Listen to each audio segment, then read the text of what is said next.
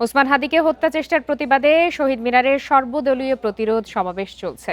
সমাবেশে এনসিপির আহ্বায়ক নাহিদ ইসলাম সহ অন্যান্য নেতৃবৃন্দ যোগ দিয়েছেন। এই মুহূর্তে সরাসরি চলে যাচ্ছি সেখানে। আমরা 16 ডিসেম্বর ঐক্যবদ্ধ হব।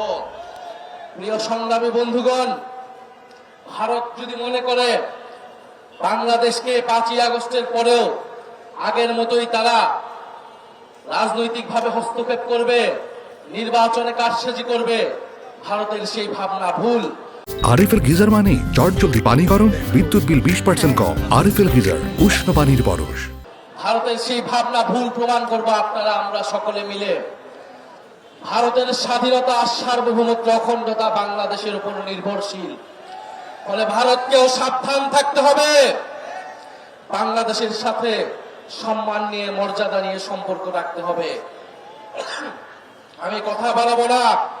আজকে আমরা ঐক্যবদ্ধ হয়েছি শরীফ ওসমান হাদি ভাইয়ের যে গুলির বিচারের দাবিতে, এবং তার উপরে হামলা কোনো বিচ্ছিন্ন ঘটনা নয়। যে ইলেকশন কমিশন এই কথা বলে, সেই ইলেকশন কমিশনার দায়িত্বে থাকার কোন নৈতিক অধিকার থাকে না। তার অধীনে কোন সুষ্ঠু নির্বাচন হওয়া সম্ভব কিনা এই প্রশ্ন আমরা গত 6 মাস ধরে করে যাচ্ছি। আমরা আশা করব অবিলম্বে তিনি তার এই বক্তব্য প্রত্যাহার করবেন।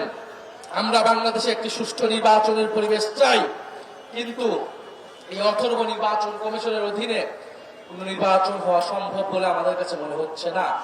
ফলে আমরা চাই বাংলাদেশে নির্বাচনের পরিবেশ থাকবে, গণতন্ত্রের যাত্রা অব্যাহত থাকবে, কিন্তু বাংলাদেশে যারা জুলাই বিপ্লবকে টার্গেট করছে, বাংলাদেশে মিডিয়াতে, বিশ্ববিদ্যালয়ে, আইনাঙ্গনে যারা মুজিববাদী রাজনীতি পুনরায় শুরু করতে যাচ্ছে, তাদের বিরুদ্ধে আমাদের গণপ্রতিরোধ চলবে। ইনকিলাব জিন্দাবাদ। কেন্দ্রীয় শহীদ মিনার থেকে আমরা এতক্ষণ সরাসরি ছিলাম এনসিপির আহ্বায়ক নাহিদ ইসলামের বক্তব্যে।